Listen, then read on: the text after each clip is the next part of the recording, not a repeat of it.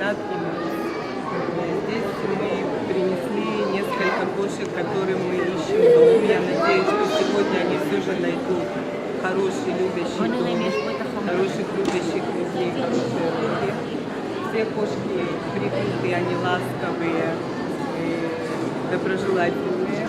Надеюсь, что нам помогут люди, помочь им тоже.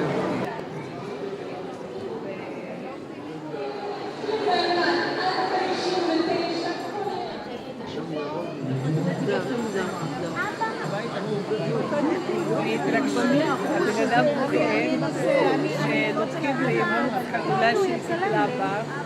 זה רגע מרגש מאוד, גם בשבילנו. סוף סוף נשמה אחת טובה, יוצאת בית, שאומרות השם, גגולה.